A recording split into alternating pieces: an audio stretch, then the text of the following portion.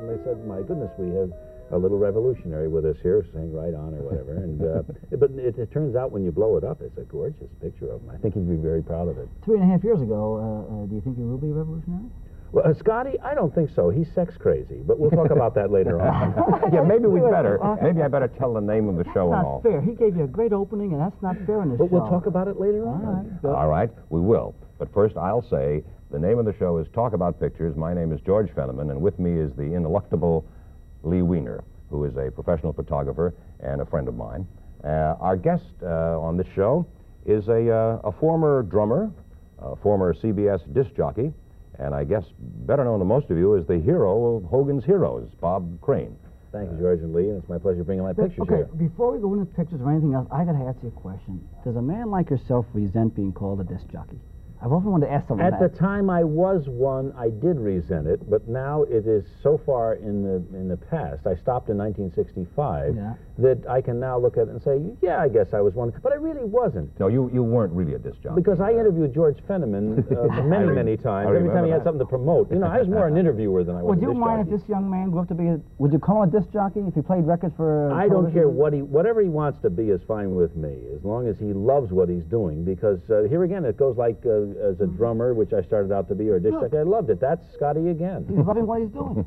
We were trying He's to a protester. We were trying to shoot a Christmas picture there, because each year since he was born, we've sent out a Christmas card. Has been Scotty's picture. And this was, I think, either the first or second, maybe it was the first year, the Christmas card, and maybe he was 6 months old at the time, and he just wasn't for this. Question, did you use that picture for a Christmas card?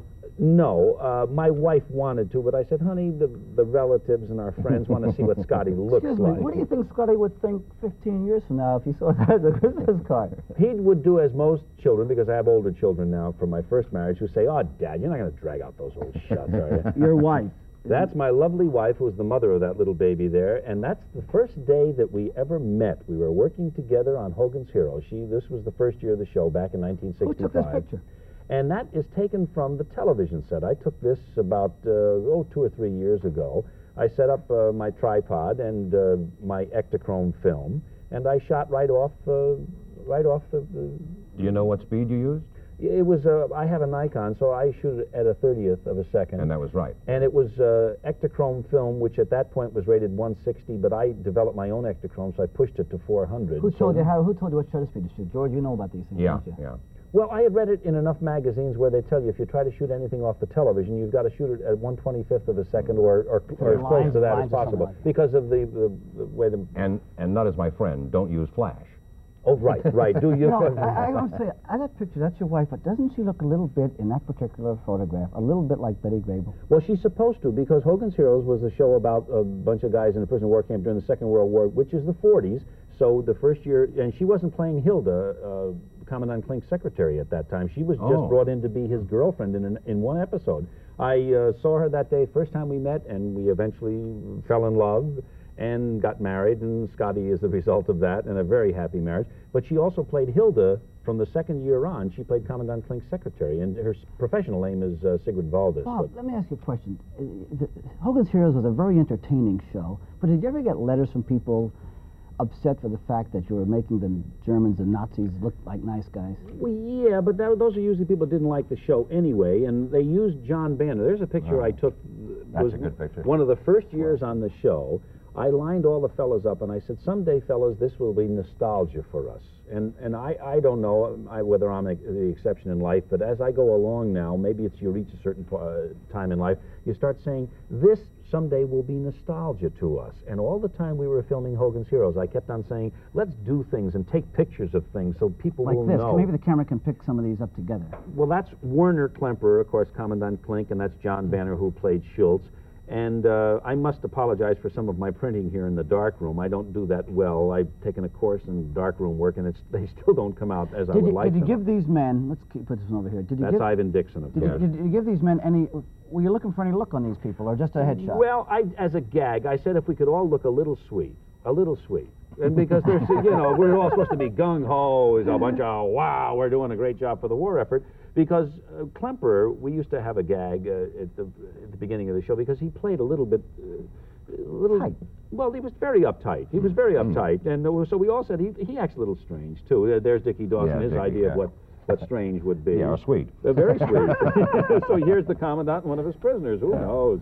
And that was such a good show, Bob. oh, well, we had such great fun doing it, and doing things like this, too. There's Robert Clary. Yeah, yeah. And I had these pictures mounted in my office at the studio Desilu Cahuenga at the time we were filming, and people would come in my office and fall down laughing. They said, "Do the guys know that you?"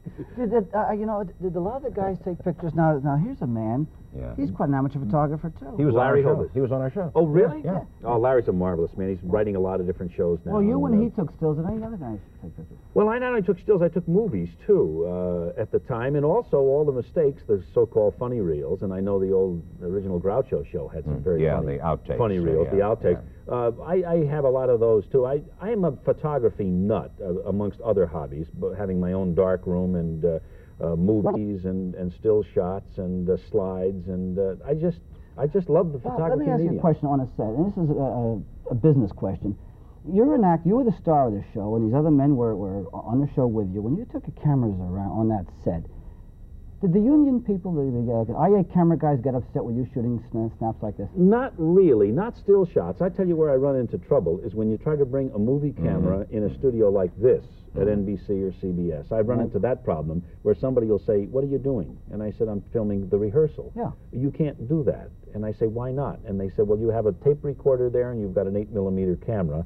How do we know what you're going to do with that?" And I said, "What do you think? I'm going to go sell it, the rehearsal? We know how bad the rehearsal is. Do I want the world to know?" And they said, "You can't do it." And I've been stopped many times.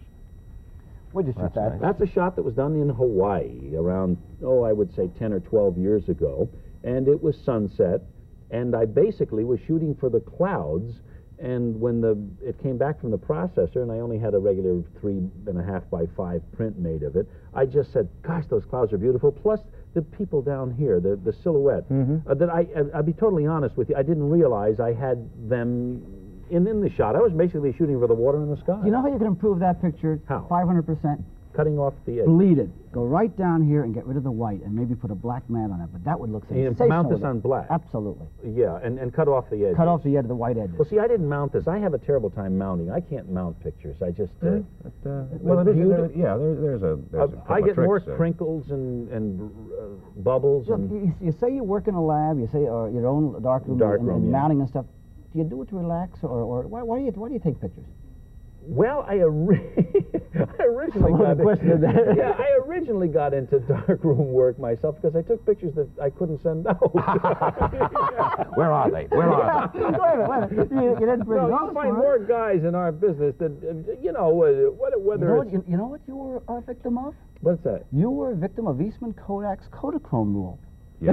They used to call that the true. Kodachrome rule. Yeah. But it's funny. It's the guy meeting another guy in the street, and he says, "Do you have any nude pictures of your wife?" And the guy says, "No." And he says, "You want to buy some?" But there are some pictures that you just can't send out, and that's how I get into darkroom work. Of course, over the years, I got into other things. I like it. He's honest. He certainly is honest. Totally family pictures now, but that just goes to show you. And to go along with that, I started out. You asked me about my drumming career. I started out at 14 playing for strippers. And I'm not afraid to mention that, but I played boom diddy boom for stripteasers, but being 14, I couldn't watch. I have heard, just to modify your philosophy, I have heard that Polaroid called the swinger for that one reason. Because you could take it. That's sure. right. You have to go to the dark room. You have to go to the dark room. Well, my wife always says, "What's going on in that dark room, Bob?" Was that the Kaiser? I don't know. That was a catamaran that was taken on that same trip to Hawaii. And again, if you had black around it, darn it was nice. I love the water, the way the water came out, and that was taken very early morning. They insist that you take the catamaran like 8 a.m. or something, and so the sun basically was just. What camera do you use, Bob? At that point, I was using a Rolleicord, but as I said, I now use Nikon. I liked Rolleicord because of the larger negative. I felt you could do more with it, especially in the darkroom, such as modified retouching and whatnot. You get down to the 35 element, you can't do. Yeah, it's pretty tough. But what with the advances they've made recently and what you can do with prints afterwards and then rephotograph them, which I do a lot of now, the copying. Do you? Well, those pictures you saw of our cast before are copies. Here's some of my darkroom work. I want to show the darkroom work. I mean, we're giving a plug to another Crane, if you'll forgive me. My son has written a book, along with a friend of his, Robert David Crane and Christopher Fryer, written a book on Jack Nicholson, which is going to be coming out this spring. Excuse me a second, Bob. I think we got the only show in town who has a dad come out and push his kid's book. That's but pretty wild. it's Jack Nicholson, the motion picture star, and I must be totally honest, I developed these negatives from which these prints were made, and you notice the grain in them. I was way ahead of my time. I had more grain, and still to this day do. Who took the pictures? Bobby took these with my Nikon too. camera, and to promote the book at the time. At the time, they were getting all the interviews for the book, and he has all the pictures in the book were taken by Bobby. But I did a lot of the processing of the negatives. And here again, I'm one of those guys that gets in the darkroom, doesn't want to spend that much time, so I don't bother to make sure that it's 68. The water could be 80. That'll give you grain. That'll give you grain. Oh, will it ever? Look, but it's in now. You got to have grain now. This is like the newspaper business. Deck tall at 90 degrees. Yeah. Now, I must tell you what happened here. We were, my wife and I, that's lovely Patty again, we're in Acapulco, and with the place we were staying, I think it's the Las Brisas, is where you have your own private pool and private cottage. It's just luxury. It's just marvelous. Anyway, Patty was sunning herself by the pool, and I said, honey, I'm going to put it on a chair, the camera that is, and set the automatic timer. And George, get out of here. Anyway, you got it, surely. Forget it. Anyway, so I put it on automatic timer, which I hear right now, and I ran across the pool, but it clicked just before I got there, so I got a dumb picture. A hell of a picture of your back. I got a dumb picture of my back. I've got to lose weight. That's ridiculous. I thought you had surgery or something. You were proud of your back or something. I don't know. Tell me something. Does your wife get bugged when you take your camera on vacation? No, because she knows how much I love to take pictures. I really do. But where she gets really mad at me is when the pictures like this, if I foul them up, well, we're always going to go back again someday, we hope. We can take it again. Where she really gets mad is when I foul up with the kids. When you take something of your youngster, and then you get in the dark room and you don't really pay attention to, you try to develop Ektachrome film with black and white developer. That'll hurt. That'll do it every time. The show was Talk About Pictures. You didn't take this.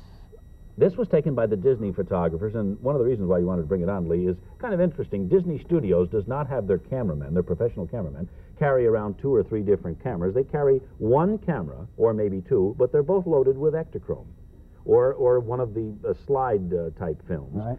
And then they make a black and white negative from basically sandwiching. Well, yeah, they make a contact print of a contact print to make their black and white negatives, from which they then print up black and white shots. Do you think that's a good picture, Bob? I like it. George says he thinks it lacks a little bit of black and gray. Yeah, when we saw it earlier, I don't think it's a great print. George is an amateur. You got to be careful of these amateurs, Bob. I'd buy that anytime, you know. But I have low standards. No, it's a very gray, dull print. There are no real blacks, and the whites are muddy. How about the question, George? How about the expression, though? And there's no detail in the chrysanthemum. chrysanthemum. Who cares? What about the expression? Look at Barbara Rush and myself. Yeah. This is from a Disney picture of a year or so ago called Super Dad, and it's one of the few pictures that I really love because I was about 15 pounds heavier than I am now. And that's the problem with photographs. They never lie. And years later, you look at them and say, was I that heavy when I shot the picture? Look at this picture. That's a shot that was taken, I believe, Juvenile Jury, yes. Jack Barry had me on, and he didn't tell me that he had Terry Gibbs, the musician's son, who was like maybe 10 years old, as a ringer. And he said, I'm going to bring on some kid, and I want you to teach him how to drum. So at this point, I'm showing the kid, now this is what you do. Is that a good picture? I don't particularly care for that one. I've had better shots. It's an action shot. What time is it? What time is it? Yes. You mean now? The show is over, George. No, is the show over? I took that picture. Oh, you're kidding. Did you really? I was wondering how you got it, because this wasn't one of those I gave you. Something, Cat. I'm going to show you something. You know, He's ineluctable, you know. I love that word. Bob, you just put me down. Now watch. I didn't put you down. Watch this. No. Right after I took this picture, I took this picture. That's how the kids reacted to your drum playing, fella. Wait a minute. You haven't seen that. Oh, you're cruel. You didn't show me I got a wicked finger, kid. Look at this. Oh. This is how they reacted to That's my drumming? That's your drumming, fella. Oh, I really got to them. Look at those, how excited they are. Now, wait a minute. I saved the best no for last. wonder they hit me with tomatoes. I saved the best for last. This gal really loved your drum playing, fella. Stifle that yawn, kid. That's classic. Oh, that's funny. He didn't like the picture you took I of put it. That's down. funny, yeah. Show me that. No, forget the drum picture. Enjoy the show. You'll never come back again. No, it's funny. The drum picture, I say, it was... But now, Bob, let me show you how the kids reacted to you when you talked to them. Now, look how happy they are here. Same show. Oh, that's funny. Now, watch this. They really were turned on. Well, sure, they were performing, because they were on camera. This is a very cute girl. They were very nice kids. And look at this one. We had a lot of pictures of her. She loved you. That's more. Were you the cameraman on that show? Okay, look over this. Now look at this. See, this is excuse me. That's where they really liked it. But as a drum player fella, Forget it. I didn't get to him. Maybe the Burlicus loved you, but. Well, I've known a lot of strippers over the years that love my drumming. They said, you got a heck of a beat, baby. And I said, sure. Okay. Look at this one. Now tell us about this. That's 1933. That is a school picture. That is probably 1933 that would either be kindergarten or first grade.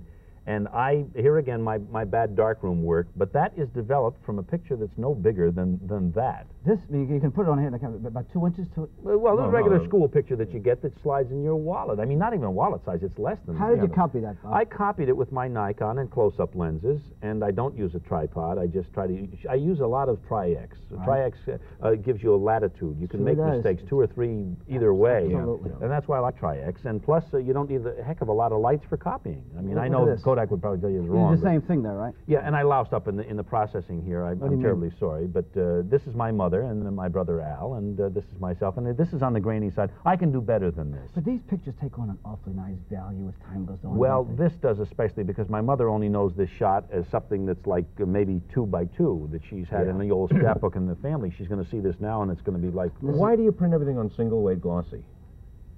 Mainly, I like this... No, because this happens to be the polycontrast rapid. It's the new. It's a fast paper. And it gives you automatic... excuse me. It gives you automatic gloss. And here again, I do lousy glossing. That's an art, yeah. Yeah. How big was the picture when you copied that? Well, as I said, about 2.5 by 3.5, whatever they are, and that's myself and that's my dad, Al Crane, and that was taken in Waterbury, Connecticut. How long ago? 1930. Virtually 44 years ago. 44 years ago. Yeah, and I could have done better. See, it's all scratched. This was taken on the set of my new show, which is going to be on in the spring on NBC. How many years ago? This was taken last. We shot the pilot in February, and this is Scotty, our 3.5-year-old. The quality of taking kids' pictures really hasn't changed that much, has it? No, and especially the guy that prints them up. See, I did this print too, and I could have done better there. Nice picture, though. Oh, yeah, it's lovely. But nice I said to Scotty, go over there, and he had his little cap on, and he's standing on his toes. And when I got it back, I said, oh, that's marvelous. Someday, really a great memory, as all pictures are. That's a memory picture. Yeah. That's my daughter, Karen, and that's Debbie. And that's Karen trying to learn life from a horse. This is a magazine, this is Karen looking at a horse, and this is Karen. No, that's not Karen. No, that's Mitz. That's our third daughter. That's my wife's daughter, and my stepdaughter. And I love Does Mitz look at horses? Yes, she looks at horses too, but not really. But I just love. She didn't care for it. She hates to pose for pictures. She didn't like that picture? Well, not necessarily, because I don't know. My kids just don't want to pose for pictures. They aren't hand bones as Daddy is. Did she mind posing? That's not my picture? daughter. No. That girl loved to pose for it. She works at one of the topless emporiums here in town, and she was the bartender. And I said, hold it, and she looked up quick and smiled. She was from New Zealand. You're still doing that darkroom work you were talking about. You bet I am. Hey, look at the similarity in the smiles of those two pictures. I was quite taken I with it. make people smile, I guess, or something. I don't very know. happy. See, a lot of my darkroom work, I wish I could do. I know I can do better than that. As George would say, there's not enough black. Yeah, there you're using the wrong grade paper is what you're using. Well, look, can I tell you something? The real using purpose... number 3. But I have polycontrast, so I can use any... that's one of your problems. The real purpose of this show... I believe in it, ...is George. not to entertain. We are recruiting students for George's class. No, it just was so nice when I learned some of these things, and it does make a difference. Now, what did I do wrong there, George? That's brighter, fine. Huh? Yeah, they took this out of your hands and printed it someplace else. I'll see you later. Say goodnight, Gracie. Oh, what a terrible person. You asked me out. You didn't tell me you were going to insult me. This was taken... George has become as nasty as me. This is the Barnum Museum in Sarasota, Florida, and I was doing a play in Tampa at the time. My wife and we take side trips when I'm on the road doing plays. And we went down there, and that's a nude statue off in the distance there. But just the setting of the trees and everything. It's beautiful. That's a good picture. This is a trip we made about 4 years ago. We went to Sydney, Australia. My wife was pregnant at the time. And we took that from our hotel room. That was our view. And They were still building that, yeah. They hadn't opened that Terrible yet. scandal. It was a political football at the time. Oh, was it But really I a love. scandal in that? Oh, yeah, because it went over millions and millions But now, of George, dollars. look at the gradation here. Oh, it's beautiful. Oh, that's a beautiful picture. Now, who printed that? Somebody else. Yeah, somebody else, yes. Sure, I did. Well, I see no reason why we can't say who printed this. They're going to charge us for the same money. Color Lab, an outfit in Los Angeles. They do great work. They really do This good is work. a wonderful print. I love to see professional printing because I do such an amateur job myself. This almost looks like you put a 200-millimeter lens on this photograph. I'll switch back. But I guess it's a different... This is also from our hotel room, and it is taken with a what would it... it's the 80 to 220. It's the zoom? The zoom? zoom, yeah. And that's the 220 lens. Did you ever go into that building? No, we went by it on a boat 2 or 3 times, and as I said, they were still in the process of building it at the time. And... I didn't know they had political footballs in Australia. Oh, yes. This was a big one. Yeah. Where was that taken? That was also taken in Sarasota, Florida, at the Barnum Museum, and I don't know whether I took that or my wife took it, to be totally honest, because she appreciates antiques and statues and art and whatnot, and I appreciate... That's nicer when your wife will at least take pictures with you, and then it doesn't make it... Yeah, I appreciate the printing. I appreciate the technical end of it. I gave my wife an Instamatic. Terrible printing, and I must tell you, this is Andy Griffith.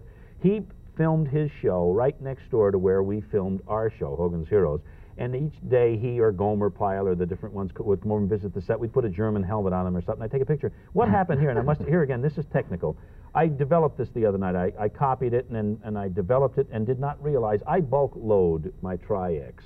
And it had become exposed somehow in the black folder that it was loader, in. Yeah, the loader. Right. It had become just slightly exposed, and this is